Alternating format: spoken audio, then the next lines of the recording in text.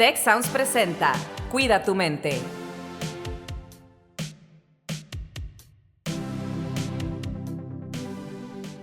Hola, ¿qué tal? Bienvenidas, bienvenidos a un episodio más de Cuida tu mente. Soy Rosalinda Ballesteros y bueno, hoy tenemos el episodio de cierre de la temporada. Regresaremos en agosto, pero vamos a aprovechar hoy con un tema muy interesante y además hoy me acompaña en la conducción del episodio Andrés Dueñez, que es nuestro productor, pero también es alumno de la carrera de comunicación en el TEC de Monterrey. Andrés, ¿cómo estás? ¿Qué tal, Ros? Muy bien, muchas gracias por el espacio, estoy contento de estar acá. No, y qué bueno que tengamos tu voz, porque el día de hoy vamos a hablar del papel que juega la masculinidad en el cuidado emocional. Y para ello nos acompaña Emilio Álvarez, que es un líder creativo con 19 años de experiencia en educación, experto en relaciones, comunicación y experiencias estudiantiles, pero además ha impulsado muchos proyectos deportivos como los Juegos Panamericanos, el Maratón de la Ciudad de México y bueno, es un apasionado por transformar vidas y fortalecer el orgullo Exatec. Emilio, bienvenido. Muchas gracias, Rose. Aquí andamos y sí, todo eso y con mucho amor por el tech. Qué bueno, porque bueno, nuestra comunidad que nos escucha es muy importante en el TEC de Monterrey, en TEC Milenio, pero también en toda América Latina y los países de habla hispana. Y me gustaría empezar preguntándote, Emilio, ¿cómo definirías tú la masculinidad desde tu historia personal, tu trayectoria en el deporte, sobre todo? Pues mira, yo te diría, en mi historia personal, para mí la masculinidad, yo creo que es lo que te significa como este concepto de ser hombre, ¿no? Finalmente, yo creo que es un conjunto de atributos, comportamientos y roles que es lo que normalmente de repente etiquetan en los estereotipos y demás. Y si bien estas expresiones pueden, pues, llegar a ser distintas entre las culturas o los contextos geográficos, inclusive históricos, ¿no? El paso de las épocas, el tiempo. Yo te diría que en mi caso particular, mis roles, y yo creo que principalmente desde que me casé, ¿verdad? Quizá desde un poquito antes, pero se manifestaron más cuando me casé, y algunos comportamientos no son de este estereotipo común, ¿no? En este tema de masculinidad, pues no sé cómo le llaman ahorita, pero el tema de con estos micromachismos y demás, ¿no? Siempre yo me considero una persona súper emocional y empática, y cuando digo emocional, lloro por todo, ¿no? Y me tocó ver el estreno del Titanic y ser la única persona que salió llorando, bañado en lágrimas de la película, ¿verdad? Y todo el mundo me decía como, ¿qué te pasó? Y lo disfruto y lo gozo y lo vivo, ¿no? Y te diría yo a partir de mi matrimonio, pues he sido sumamente hogareño, siempre desde chico pensé en ser un papá ciertamente presente, tengo muchos defectos, iba a decir todo, pero en ese sentido, el rol en casa como hombre, en mi caso, a diferencia de mucha gente que conozco y más, yo te diría, yo participo en las labores del hogar muchísimo, es más, yo te diría, que inclusive a veces más que mi esposa, a lo mejor si no me regaña ahorita que me escuche, ¿verdad? Pero, pero en las labores de casa, pues creo que no es lo que le toca a ellos, lo que me toca a mí, es algo que nos toca a los 2, ¿no? En mi caso, por ejemplo, soy el que les cocina a mis hijos, la alimentación de mis hijos es responsabilidad mía, ¿no? Yo me gusta lavar la ropa cuando nos toca y lavar los platos y demás, entonces ahí compaginamos mucho mi esposa y yo. Y en el deporte te diría que me ha tocado vivir todo. La verdad es que, pues, desde pequeño, no te diría que yo tenía esta filosofía desde niño o desde adolescente. He pasado por toda esta evolución o esta historia de la masculinidad como tal, y sí, me ha tocado ver, pues, muchos machismos, inclusive ser parte de ellos, reconocerlos con el paso del tiempo, ¿no? Pero también he sido muy proactivo en temas de colaborar siempre en la participación, equitativa, ¿no? Entre hombres y mujeres, sobre todo para mí como seres humanos, el respeto de uno y de otro, y particularmente algo que sí creo que, pues, es el cuidado de la salud, ¿no? Y, en este tema, tanto física como mental, que es algo que son atributos que reconocemos un poquito como la masculinidad positiva, ¿no? Pero yo te diría, en ese sentido, como contexto, es lo que yo entendería como masculinidad. Ok, perfecto. Algo que se me hizo muy interesante que acabas de mencionar ahorita y conectado con lo de los micromachismos, sobre todo, pues ahorita que hablaste de pues, la dinámica que tienes con tu esposa, Emilio, de dividirse como las tareas del hogar y como que todas las cuestiones que pues mucha gente piensa erróneamente que son exclusivamente para un género. A mí me gustaría saber si tú has sentido a veces como que esa presión social que dicen todos de que un hombre es el que siempre debe proveer y no debe expresarse tan abiertamente sobre sus sentimientos. Y si esto te ha pasado en el deporte, o sea, siendo un coach, ¿has visto algún atleta que reprimiéndose tenga un rendimiento, pues un impacto negativo en su rendimiento como atleta? Pues sí, te diría que sí, o sea, siendo honesto, digo, a mí a partir de hace 3, 4 años que estuve trabajando muy fuertemente en la llegada a este rol como director atlético nacional, ¿no? Y entender esta relación que tenemos con el tema de equidad, ¿no? Y que hemos estado trabajando fuertemente en la igualdad también, eh, con mis colegas del Centro de Conocimiento de la Dignidad Humana, inclusive en algún foro participé, y el hecho de participar me llegó a prepararme y a reconocer, como les decía en un inicio, que yo he sido parte también de estos machismos, ¿no? Por la educación que tuvimos, no es como que, ay, yo nunca he sido, no, claro, y todavía tengo cosas que tengo que ir corrigiendo en esa parte.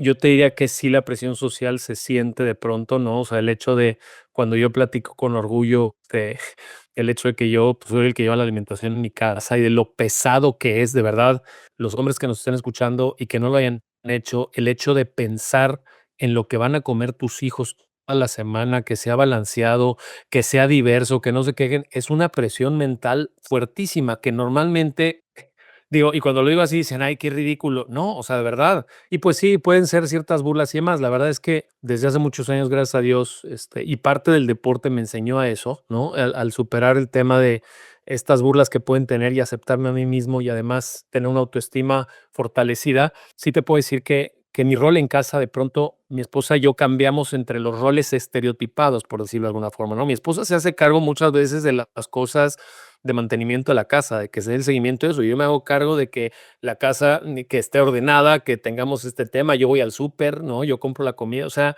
roles que en los estereotipos normalmente se ven como del otro lado, nosotros los tenemos invertidos. Y fue ni siquiera por acuerdo, sino porque así se nos fue dando. Ahora, en el deporte definitivamente me ha tocado ver este tipo de afectaciones en ambos lados, ¿no? He visto los dos lados de la moneda, donde hay gente que a través de este tiempo, de esta evolución, se han ido dando cuenta y lo iremos platicando seguramente a lo largo del chat, del podcast, pero sí te diría que definitivamente es una carga muy fuerte de cómo hemos venido siendo educados por siglos, ¿no? Y que en un par de lustros, me atrevería a decir que hasta un par de décadas, pero ya se me hace que está muy lejano el par de décadas, ¿verdad? Empezamos a cambiar estos conceptos. Ahora, todo esto se fundamenta, y con eso cierro mi respuesta, en este caso, Andrés. Yo desde que tengo uso de razón, tuve y tengo la fortuna de tener todavía a mi madre conmigo. Mi madre trabajó desde que yo tengo uso de razón. Ella, te estoy hablando, en los 70s fue directora corporativa de recursos humanos en una cadena hotelera. Te estoy hablando que hace 30 o 40 años empezó este tema que hoy está muy en boga, y para mí siempre fue ver a la mujer cierta forma igual que el hombre. Sí, había machismos en mi casa, micromachismos, y yo veía a mi papá y también la ocasión de mi papá y todo eso, pero entre los dos sí me dieron esta parte que hoy me considero que tengo ciertamente un valor cultural distinto. No digo que mejor o peor, creo que es considerado a lo mejor, pero sí creo que distinto, que me ha ayudado a ver ciertas cosas y valorar cosas diferentes, ¿no? Y creo que es muy importante lo que comentas. Fíjate, México es uno de los países donde la distribución de tareas no remuneradas y que tienen mucho que ver con el hogar, el cuidado, la carga mental justamente de todos estos temas que comentabas, está más inequitativamente distribuida, ¿no? Y en América Latina pasa algo muy similar. Ahora, dentro del tema también de estos roles de género o sesgos que tenemos, está el tema de las emociones, donde decías también hace rato que tú eres una persona que llora en público porque cuando algo te genera una emoción, la expresas así, pero también en el deporte se viven como estas paradigmas o estereotipos sobre las emociones. ¿Estará relacionado con el rendimiento deportivo, el manejo de las emociones? No, claro, a ver, tiene toda relación, ¿no? Yo creo que finalmente todo lo que vemos en el deporte, pues es parte de lo que sucede socialmente, inclusive también en el arte y en otros tipos de actividades en las que nos desempeñamos, ¿no? Pero yo sí creo que particularmente el rendimiento deportivo, ahorita lo que le decía Rose, no solo se entrena con el cuerpo, ¿no? También lo entrenas con la mente, y me atrevería a decir que con el espíritu también, ¿no? En esa parte yo creo que el desarrollar habilidades de manejo emocional, como autoconocerte, el poder ser muy empático y entender lo que está sucediendo, el tener regulación emocional y no es un autocontrol, sino entender cuándo tienes una emoción y llevarla a cabo, pues es clave para competir mejor, ¿no? Y para poder, yo diría, tener una carrera deportiva mucho más sana y exitosa. Y yo te quisiera poner tres particulares ejemplos, ¿no?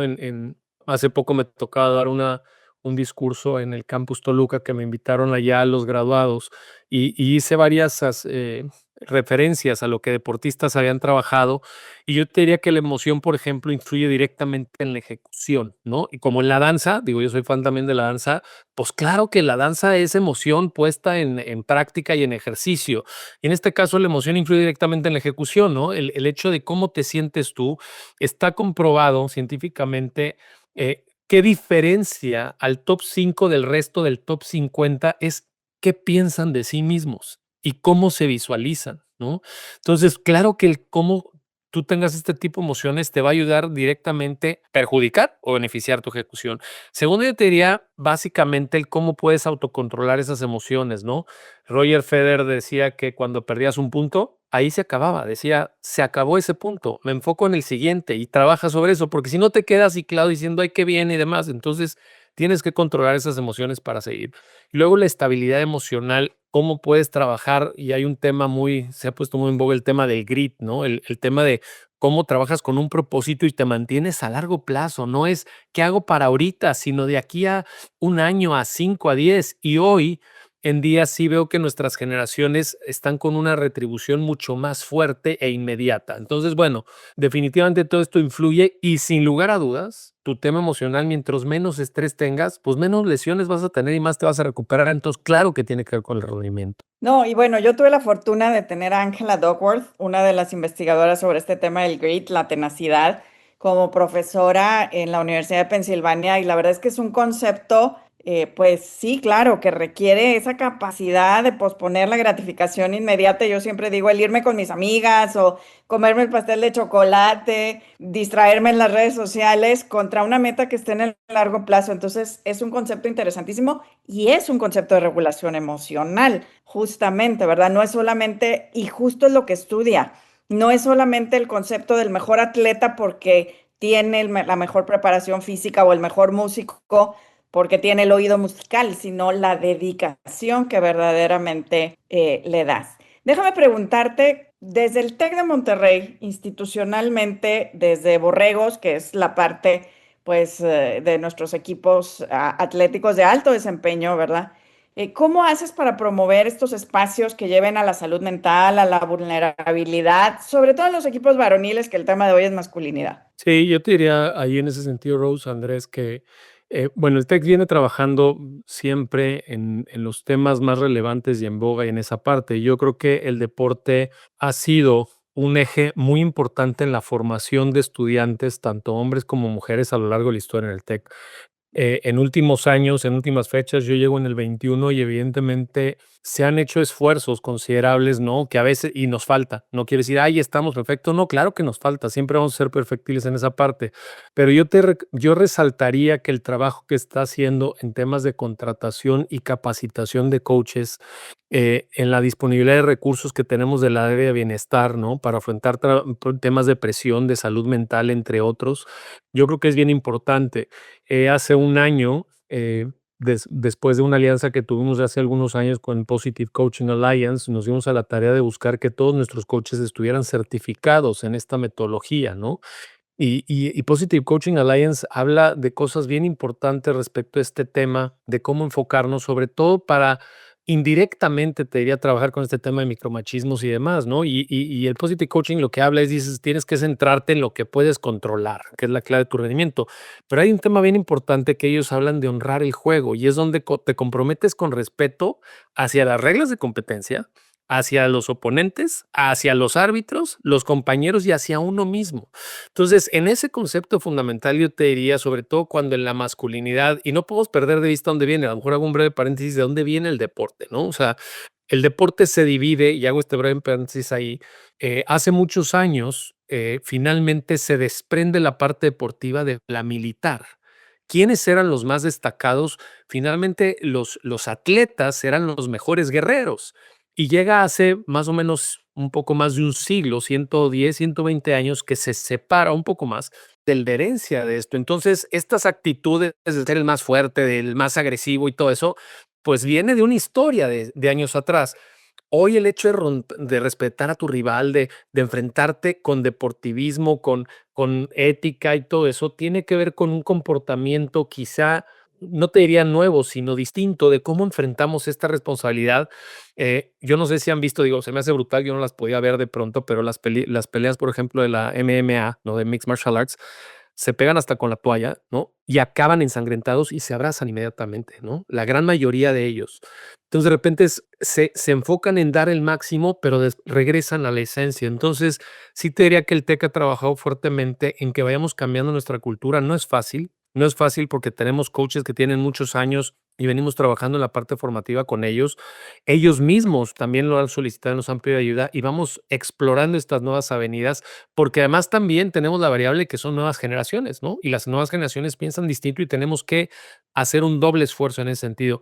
Pero yo lo que sí te diría es que al menos, si bien todavía creo que nos falta en el camino, sí tenemos una responsabilidad fuerte y un compromiso en estar trabajando conscientemente en esto para ir mejorando lo más posible, pero poco a poco, ¿no? A paso firme. Y fíjate qué importante porque finalmente, por ejemplo, alguien que está en un deporte, va a la escuela o va a la universidad y cambia de profesores en cada asignatura o cada año, ¿verdad? Si está en el sistema donde hay un profesor titular del año. Pero si está haciendo un deporte, su coach es su coach por años. Entonces es una persona que tiene mucha influencia justamente en mostrar esos modelos de comportamiento, porque aprendemos por imitación. Entonces, creo que es muy importante y justo al tú ser el líder del área, me gustaría preguntarte cómo enfrentas tú y qué ejemplo das para decir esto de el más fuerte, sobre todo en la práctica deportiva que estamos aquí teniendo esta conversación sobre masculinidad y también usando de ejemplo el deporte, porque finalmente es un espacio donde pues a lo mejor estos valores que decías y como nos vas contando la historia siguen siendo muy fuertes. Sí, a ver, ¿cómo enfrento esto? Te digo, yo tuve, no quiero decir una educación distinta, nada más, simplemente creo que mis papás me dieron un input diferente y viene derivado de esta parte donde mi papá y mamá trabajaban, ¿no? Donde los dos eran igualmente importantes en casa. Yo aprendí a cocinar por mi papá, ¿no? En esa parte. Y te diría, en realidad, sí puedo reconocer que estas cosas pasan, como este tema de por qué los hombres lloran o por qué son agresivos y demás, pues los conocí porque también como, triste decirlo, ¿no? Pero como todos sufrí bullying en la primaria, ¿no? O sea, yo también tuve este tipo de cosas y me fui enfrentando y eso me fue haciendo ciertamente más fuerte en cierto tema en mi autoestima, pero también a reconocer que soy vulnerable, ¿no? Y sí te podría decir que para mí se volvió muy natural llorar, ¿no? Por eso me hacían bullying, porque lloraba de todo y, ay, sí, llora, ¿no? Y demás. Me acuerdo mucho este tema de que los niños o no lloran o estás llorando como niña, ¿no? Y yo hoy con mis hijos, tengo 3 hijos varones, ¿no? Este tema de no llores como niña y demás, pues no es lloras como cualquiera, ¿no? Y no es el color rosa no es de niñas, es, oye, este color rosa, ay, no es que soy hombre, no, el color rosa yo me lo pongo y me queda muy bien. Este, pero creo que es porque mi papá y mi mamá me enseñaron, con todo y sus deficiencias, porque también creo que mucho de estos micromachismos no vienen del padre al hijo, sino vienen de la madre al hijo, ¿no? Entonces, creo que me enseñaron a que estaba bien que llorara, a que estaba bien ser vulnerable, a que me podían pasar cosas y sentirme mal. Ahora, tenía que trabajar. Lo importante no es solo reconocer que eres vulnerable y eso, sino cómo te sobrepones a eso, ¿no? Entonces, creo que para mí, alguien que piensa o que debate desde un punto de vista diferente, no puedo decir que esté mal, aunque socialmente pueda verse incorrecto, porque así le enseñaron, ¿no? Ya, te hago una analogía muy rápida. Me tocó visitar el penal de alta seguridad Moloya y long story short, platicando con los reos y eran los sicarios. Nos tocó darle una muestra de teatro a los sicarios y platicaba el director de teatro con algunos de ellos y decía, oye, pero ¿por qué hiciste lo que hiciste? ¿No? Porque alguno llevaba 8 años, otros 15 años resguardados ahí y demás. Y al principio yo decía, ¿por qué les vamos a ir a dar una obra de teatro a esta gente que son asesinos y que le hicieron daño a alguien y no merecen esto, ¿no? y uno de ellos decía, ¿cómo querías que fuera, no? Si en mi casa mi padre golpeaba a mi mamá desde que yo tenía 3 años, llegaba borracho, mi mamá se tuvo que prostituir para darnos de comer, yo me fui a los 6 años de casa, y entonces dices, no justifico su actuar, pero digo, entiendo un poco más que también como sociedad quizá no hemos hecho más por ello. Entonces eso se ha reforzado y por eso puedo decir que es incorrecto, no sé qué está mal, porque es una carga cultural que tenemos de años y que está trabajando esa marcha forzada para quitar. Y entonces enfrentarlo yo creo que es entender que somos diferentes, que hay posturas diferentes y que el respeto es la máxima para mí, ¿no? Donde finalmente no es como dices, no hagas lo que no quieres que te hagan, sino trata a los demás como quieras que te traten, dentro de un contexto que es aceptable y racional y emocionalmente correcto, ¿no? Y correcto no socialmente, sino desde el punto de vista humano, de respeto por la vida, respeto por ti como persona. Creo que es muy importante, Emilio, lo que dices, que es justamente una construcción cultural que se ha ido, pues, acumulando a lo largo de muchas décadas y muchos años.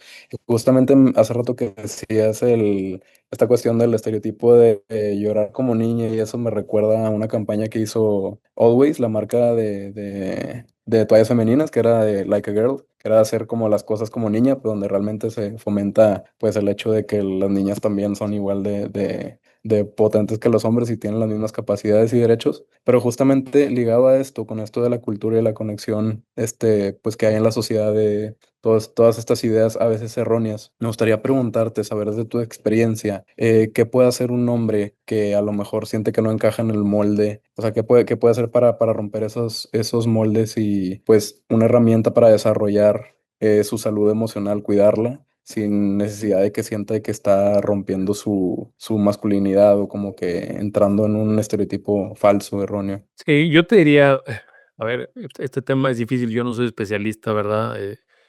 Psicólogo o psiquiatra en esa parte, pero creo que eh, yo te diría, a ver, siempre se dice es bien fácil es reconocerte vulnerable, pues sí, pero si no te identificas que estás mal, pues es difícil saber que estás mal, ¿no? O que tienes que pensar diferente.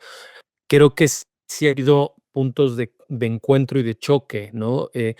Campañas que nos hacen sentir incómodos a los hombres, porque las mujeres se han sentido incómodas mucho tiempo, ¿no? El tema de violencia de género y demás. Entonces, te digo, de entrada, reconocerse vulnerable, o sea, ¿cómo podrían ellos trabajar? Reconocerse en esa parte de vulnerabilidad, pero también te decía, y les ponía al principio del podcast el ejemplo cuando me invitó al Centro de Reconocimiento a la Dignidad Humana, ciertos temas, yo pues me puse a investigar y veía este tema de violencia y platicando con mi esposa me decía, a ver, todas mis amigas y yo hemos sufrido acoso, todas. Y yo decía, pero ¿cómo? ¿No? Este tipo, si el elogio o el chiflido que mi papá de repente le chiflaba a una mujer y que yo de repente lo empecé a hacer en la adolescencia y luego me di cuenta y dije, pero ¿por qué?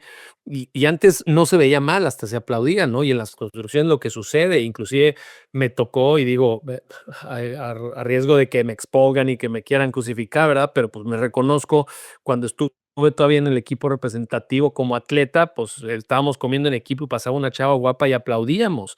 Sí, en broma, sin darnos cuenta de la magnitud, ¿no? Pero ¿por qué les digo esto? Porque cuando tuviste ese panel premio, fue reconocerme y decir frente a todos, decir, oigan, yo también he cometido esto. Y reconocerlo es para poder darte cuenta que cuando se presenta esta actitud, empezarla a detectar y a frenarla, ¿no? ¿Qué es lo que he hecho? Ya, evidentemente ahora no es que vaya por la calle y le chiflo a la gente, ¿verdad? Ni a hombres, ni a mujeres, ni nada, o sea, por igual, pero sí te diría es reconocerlo para dejar de hacerlo. Segundo, yo te diría tener referencias claras, positivas en este sentido, tener mentores que te puedan guiar en el camino de esta masculinidad más positiva, ¿no? El hecho, recientemente, no me acuerdo qué pasó en mi casa, ¿no? Con mi papá y hizo un comentario y yo le decía, pa, esos comentarios no se hacen, ¿no? Estás enfrente de tus nietos. Me decía, ¿por qué? Y explicarle, y él, que él tenga la apertura a sus 78 años, me marca un ejemplo diferente, ¿no? Hay gente que se resiste, pero es decir, oye, no, okey, entiendo, ¿no? Y te diría, yo creo que lo más importante es contar con un grupo de soporte entre familia y amigos, ¿no? O sea, uno dice que es el promedio de las 5 personas con las que se lleva, ¿no?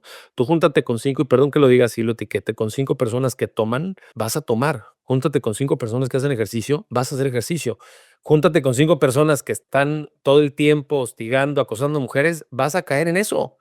Júntate al otro lado. Entonces, yo creo que este soporte, este grupo de soporte de familia, de amigos que tengan tus mismos valores, importantísimo.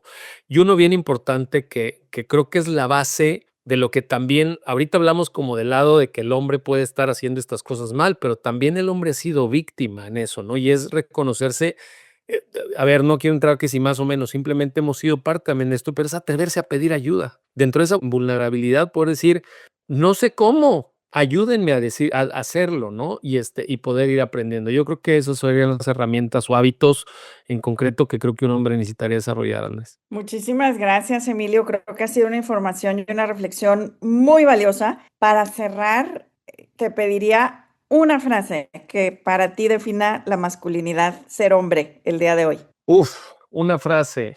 Bueno, te diría, a ver, rapidísimo así, te diría, ser hombre para mí significa, o sea, es ser humano, ¿no? O sea, no hay diferencias en este tema y te diría que en mi caso es identificarse con alguien que pueda ser fuerte, pero sensible a la vez, que pueda ser protector y vulnerable, que pueda vivir de forma libre, auténtica y saludable sin limitarse a ningún estereotipo tradicional de fuerza o control. O sea, el poder ser libre, el poder interactuar y el respetar a hombres y mujeres, a animales, a flora, a fauna por igual. O sea, los animales, las plantas, todo. O sea, finalmente somos seres vivos que compartimos el mundo. Para mí eso es ser hombre, es ser parte de este mundo con un derecho por igual que todos los demás seres vivos. Muchísimas gracias, Emilio. Pues yo me voy justo con esta reflexión sobre cómo continuamente tenemos que estar trabajando en, pues en estos sesgos y en este machismo que existe, ¿verdad? Andrés, ¿con qué te vas? Pues lo mismo, yo me quedo con el ser humano justamente, respetar a todos, vivir y dejar vivir y pues estar siempre en constante conexión con la gente que amas y eso nada más. Y pues muchísimas gracias a quienes nos escuchan. Nos veremos en la siguiente temporada. Tomamos por ahora un pequeño receso y nos vemos en la próxima temporada de Cuida tu Mente. Hola, soy Marcela Toscano y te invitamos a escuchar Hola de Salud, el podcast que te ayuda a vivir de manera sana, equilibrada y feliz. Hola de Salud es parte de Tech Sounds Podcast, la barra oficial del Tecnológico de Monterrey. Gracias por escuchar un episodio más de Cuida tu Mente. Productora ejecutiva de Tech Sound Podcast, Lisbeth Siller. Productora de Cuida tu Mente, Grecia Tobar. Anfitriones, Rosalinda Ballesteros y Luis Raúl Domínguez. Postproducción, Max Pérez y Marcelo Seguro. Les invitamos a escuchar el siguiente episodio de Cuida tu Mente y el resto de los programas de Tech Sounds Podcast en Spotify, Apple Podcast, Amazon Music, YouTube y tech.mx/tech-sounds.